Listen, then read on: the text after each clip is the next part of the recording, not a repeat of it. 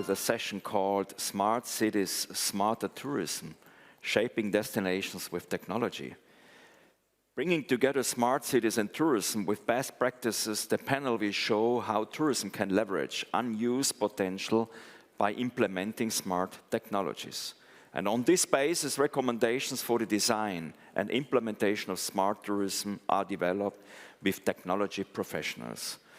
First, we will listen a short keynote of 5 minutes by Mark Hodap, followed by a discussion in a really interesting panel. So I'd like to welcome, first of all, Mark Hodap. He's a startupper. And he develops digital solutions for municipalities and the private industry, working on digital twins in the context of construction, city management, city marketing, and tourism marketing as well. So that's the link. We are very curious to know about your technology-driven view on the issue of smart cities and smart tourism. Mark, the floor is yours. Thank you very much. Hello, thank you for having me today. Hello, ladies and gentlemen. Hello, ITB.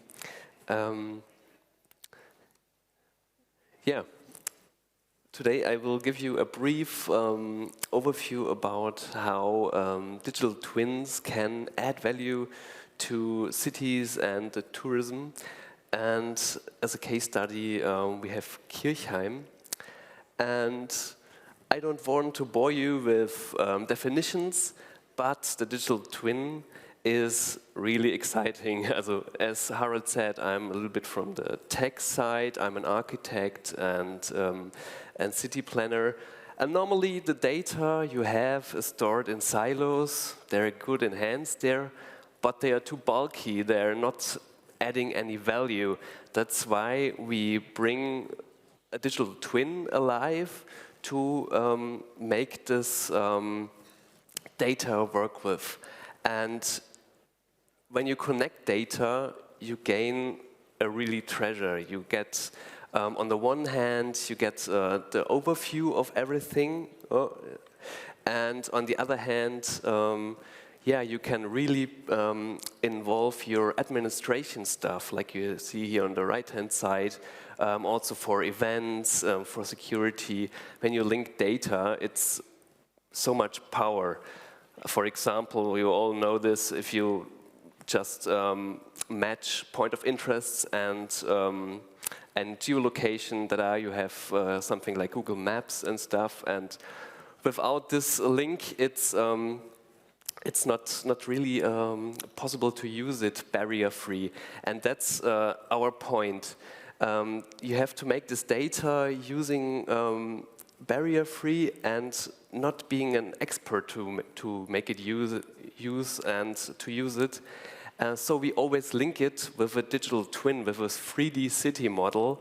And a 3D city model everybody can understand within seconds.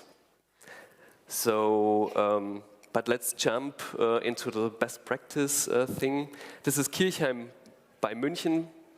Because in Germany we have so many Kirchheims. And Kirchheim has a really historical event this year. From May 15, they will have the Landesgartenschau. It's a landscape exhibition. But for Kirchheim, it's really huge. Maybe it sounds small, but for this town or village, it's really a huge and historic event. They invest more than half of the budget Paris has for their Olympic Games, if you crop it down per inhabitant. So it's immense for this town. And they will rebuild and connect two parts of the city. And you can see here the concept. They will link it with a huge park. And two parts of this city were divided, and now they grow together with this intervention, so this huge event. So it's connecting tourism and city shaping. And let's jump into it. Here you can see it, work into progress. It's a digital twin of Kirchheim. It's not ready, but it's the status. It's, yeah, you really experience it at first. And yeah, you can add information to the digital twin, any kind of data, any kind of pictures or films. And here you can see, for example, the pictures from the from the competition for the first draft. And when you're there, you can watch if it's becoming reality or if there is a gap between imagination and reality. You're all invited to check this out from May 15 on in Kirchheim. Yeah.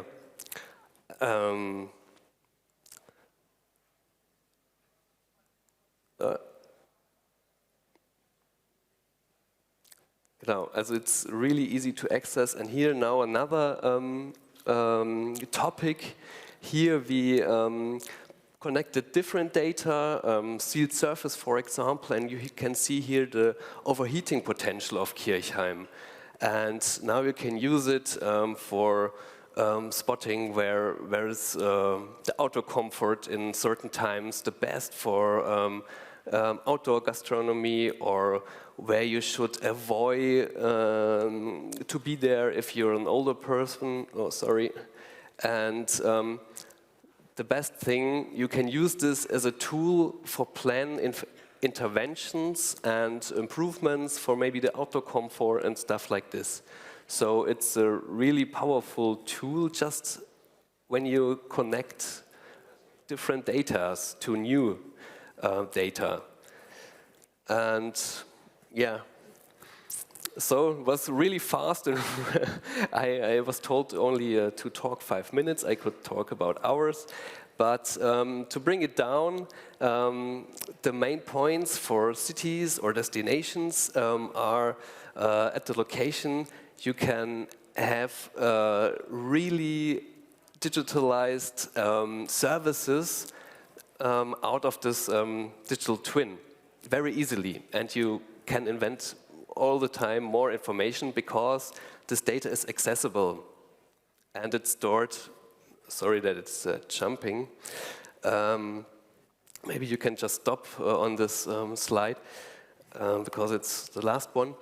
And you're ready for future technologies. I don't want to play buzzword bingo, but yeah, you can think about now we have data and we have the data structured. So you can open this, and for example, our company wouldn't exist without these open data. So there's a huge benefit, and also in case of economy, and sure, if you have this 3D city model, you can add and improve it and make new digital experience worlds. Yeah, you just have the base for future topics. And the last one, can you go, please slide back? Okay, the last one is you really can also answer upcoming questions in the future, like was written there with sustainability. You can connect really the economic and ecologic and society sustainability, and yeah, bring the added value not only to citizens but also to tourists. That's the thing. You shouldn't divide it. That's the main point for this technology. And yeah, thank you very much for listening to this briefly introduction into the digital twin. And yeah, sure, there's something going on in Kirchheim this year. You're all invited to have a look, and if not, experience it on the web in the digital twin, which will be there. Thanks. Great. Thank you, Mark. Yeah. Okay, so we have a good basis for a further discussion now. I'd like to welcome on the stage Professor Dr. Vanessa Borkmann. and Barry Rogers. Vanessa Walkman. She's a professor at SRH Berlin, University of Applied Sciences, but at the same time, research lead, Future Hotel Innovation Network at Fraunhofer.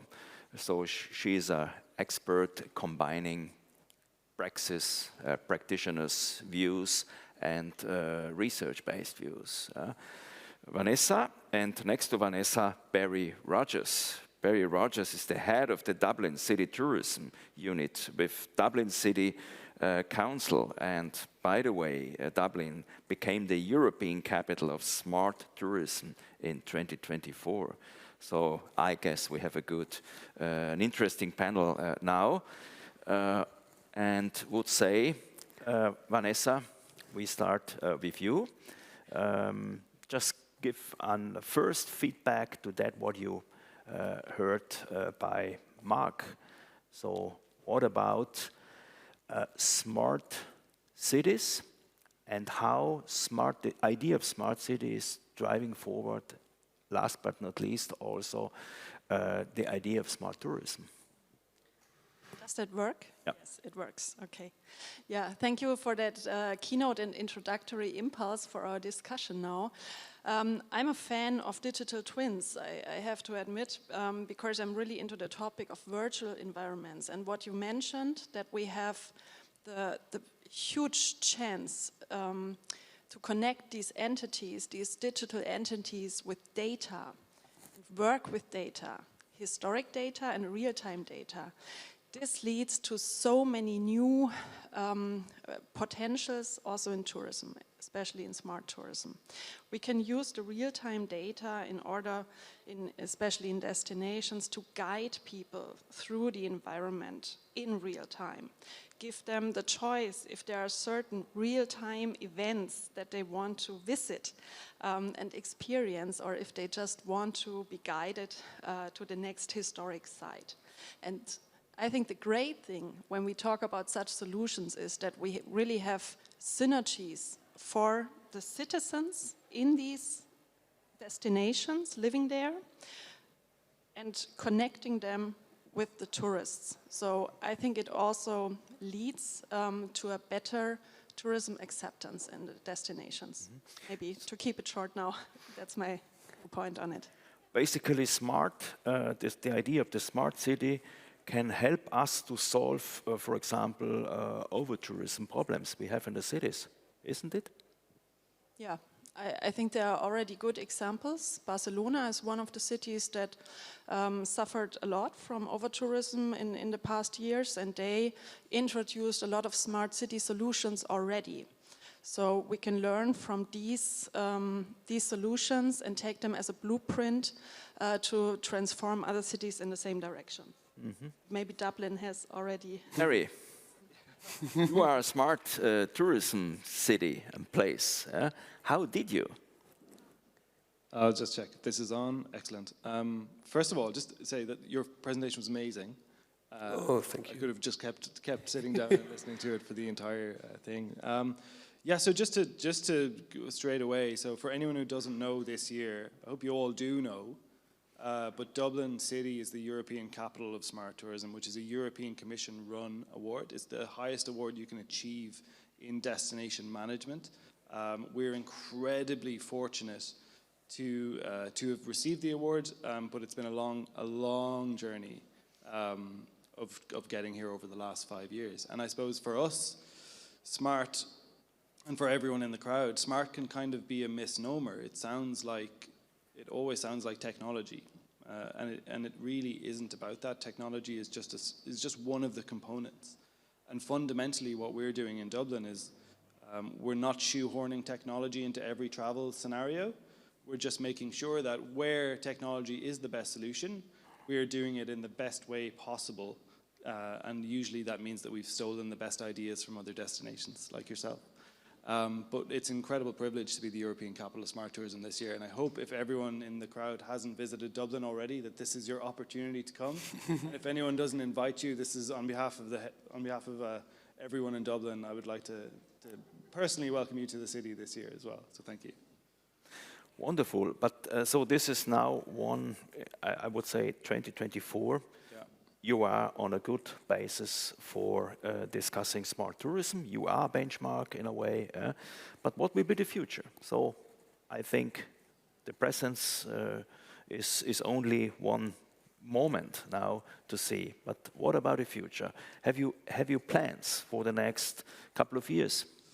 Yeah, such a good question. I think the tourism industry, more than any other industry in the world, suffers uniquely from short-termism. So because of the seasonality nature of tourism, we tend to flow in between peaks and troughs a lot. And that is a detriment to planning. But our job as destination managers is to be the people who, beyond the industry, can forecast 5, 10, 20 years into the future. That's our job. And what we've done in Dublin City Council is we've just published our new tourism strategy for the next 5 years. And what that is this incredible statement of ambition of putting the local, as you mentioned, back into the center of why we do tourism, talking about sustainability ambitions up to 2030. So while we are all very busy and tired delivering the European Capital designation this year, our perspective is very much on the next 5 years, which I think, just by the way, are going to be the most interesting 5 years in the history of travel ever. You just have to walk through ITB for 10 meters before you realize that the next 5 years are going to be absolutely incredible for all of us. Yeah. Mark, so now you have this feedback from tourism experts also. Yeah? Barry liked your presentation very much. So what is coming in your mind now? Yeah. Yeah, first of all, congrats to your prize. As you said, it's a benchmark. Yeah, wow. And I think what we have in common in our thoughts is that we don't have to think tourism and services for the citizens in different ways, because if you improve your destination, it's for both sides. So it's as before this panel, I really wasn't in this tourist thing, except Kirchheim, but now it made a click in my head that it's okay. Wow, it's such a benefit for both sides, and it's such also a low-hanging fruit to think only this way. So this is my learning out of what you said, both of you. Yeah. When we go back to this case of Kirchheim, yeah. So now discussing Dublin, yeah? You have the city center, you have these wonderful places people and especially tourists visit or like to visit, and then you have suburbs. Yeah? In what way smart city approaches can help to involve suburban life, which is very often considered an authentic life, also for tourists, in the tourism idea of the future Dublin? Yeah, that's an amazing question, which is how do you serve up more authentic visitor experiences in cities? Because a lot of the time when we talk about tourism, we think of the traditional experience, but if I ask anyone in the crowd what they wanted to do when they came to Dublin, they would say, I want to meet Irish people, I want to go to a unique Irish cultural experience. They wouldn't necessarily have the same idea that I might, or the international marketing organizations might have. So one of the projects we're working on at the moment, which is essentially to solve that problem, how do we serve up better tourism information to visitors, which fundamentally spreads them throughout the length and breadth of the city? That's our use case problem. So one of the things that we've done, and we announced this last week, was we partnered with OpenAI. So OpenAI are the company behind ChatGPT. We're the first ever destination to partner with OpenAI in Europe to build a specific itinerary developer for Dublin City, which will develop unique itineraries for each individual based on their experiences and where they're staying. So that will, all you need to tell it is what you're interested in, what kind of food you like, and where you're staying, and it will build you a unique itinerary for that neighborhood. And if that's not what you're interested in, you can click a wildcard option and it will send you out to a different neighborhood in the city and give you a completely different experience set for that area. Because what we're finding is there's plenty of top 10 lists, there's plenty of articles written about Dublin, but we want to serve up the most unique and authentic experiences, because that's what people remember, you know? That's a project we launched last week to attack that very specific problem. Yeah, great. I think that's a great example to show how smart solutions can support the visitor experience and personalized visitor experiences. And it's all, at the end, based on digital twins, because if you don't have these entities, you don't have the data to provide. And this leads us to completely new solutions in the field of mobility in the modal split. Again, this serves to the local citizens, and it serves to the tourists as well. You can exactly guide people through the urban environments or also the suburbs, and provide them with content and insights at the space, at the location where they are, and what they are interested in. And that's completely, that's the evolution of guest experience. Yeah. Evolution. Sorry, that was a beautiful line. The evolution of guest experience is what we're. It's a really nice way of encapsulating what we're talking about. You know, technology has been a fundamental part of the tourism planning journey now for almost 15, 20 years, and where we are constantly is at that evolution of guest experience, at that evolution of information provision. You know, it's never going to be a big bang moment, but slowly things change. You know, suddenly it might be top 10 lists and Lonely Planet articles, and then suddenly it's AI giving you personalized itineraries. These things are changing slowly. As you said, it's an evolution. I just think I'm going to steal that and take it home. Yeah. And also it's an answer for this over-tourism, because you now can guide also tourists to parts of the city where you think, okay, it's worth it, but it's not on the top 10 list. So yeah, wow. Yeah, exactly. I actually met the guy who coined the term over-tourism, and I was in Sevilla last year at a bar drinking with him, and he said he regretted it immensely, coining the term over-tourism, because what that term did was give credence and kind of a brand to a whole host of negative tourism sentiment, which could have been better talked about elsewhere. And in Dublin, we don't have an over-tourism problem. We had 8 million visitors to the city, you know, last year. But the challenge is, how do you bring your locals on that journey? How do you make sure that when you're building museums, you build them for locals and visitors? How do you make sure that you put your local at the center of your tourism strategy? That's ultimately why everyone does tourism. It's for the person who lives in the city. And destinations that forget that are the over-tourism destinations, and they forget that at their peril. You know, that's ultimately why we're doing it. So over-tourism, I think it'd be amazing if we could leave that term in 2024 and never talk about it again. So many opportunity-based things to talk about, but I think over-tourism is kind of like a not great from a nomenclature point of view. Mm-hmm. Okay, let's cancel this then. Yeah. Can I add something? Now we talked about the digital twin and the smart solutions connected with it. If we look at the future, and maybe you already have such a solution, we should also see the metaverse as a mirrored world, which is probably not mirrored directly like a digital twin. It's not one-to-one, the real world. But at the end, we have virtual environments that can be connected with the real environment and that can offer completely new situations.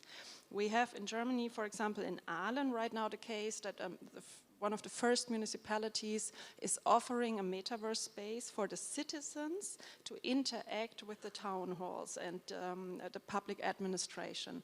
And I see this as a great chance.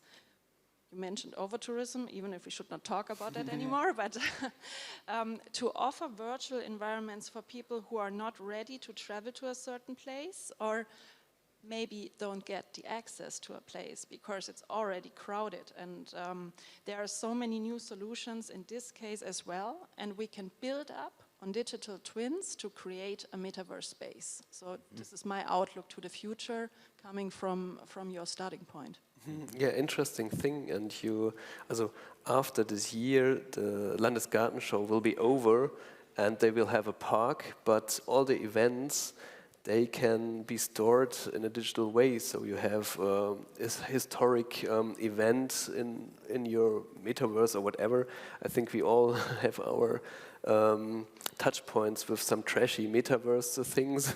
But yeah, we are ready for the future to, when it's becoming a thing, it's not a big jump for you to go into that, yeah. Mm-hmm. Yeah, I think it's all been incremental for us. You know, it's like everything has happened as a result. And to bring it back to the European capital, you know, we have digital twin projects, we have AI projects, augmented reality projects, and these things are happening under the European capital banner. But the most amazing thing that's happened to us in the last year, to your point at the start, is that the amount of opportunities that have fallen out of the sky for Dublin in the last 3 months as the European capital designation has been incredible. You know, you have amazing, wonderful people ringing you up for opportunities, and incredible people, organizations coming out of the woodwork to work with you. So one thing I would say, and you know, we can talk about smart technology again, but for any destinations in the room or anyone here who's a destination leader, you know, the European Capital Award opens today for next year, and for me, when I first applied in 2021, I could never imagine possibly ever being in the company of people like this to talk about this topic. So if there's anyone here, please call by our stand and please apply for the award. It's been the most incredibly rewarding journey for us as Dublin in the last year. Mm-hmm. A last question, very, very short, because time is running. Dublin is one destination, but Ireland is the other one. And most of people move to Dublin, and then they go to visit the rest of the country.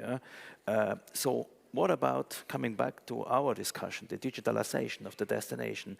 Is there any, let me say, strategy in connect with the whole country? Yes, so actually there's technically 2 countries. So we have an island, which is Northern Ireland and Ireland. And if you go to the Ireland stand, you'll see how incredible my colleagues are who do work on behalf of the island of Ireland. And yes, there's a new sustainable tourism policy out.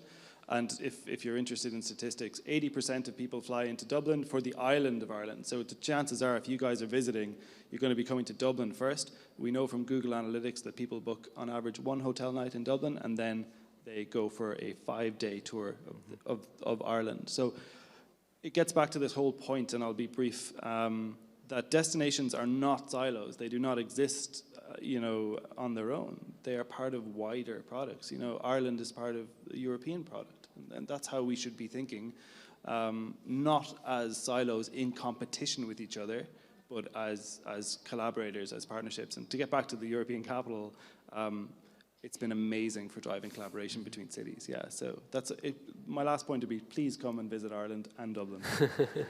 Ladies and gentlemen, thank you very much. Big applause. Thank you so much. Thanks.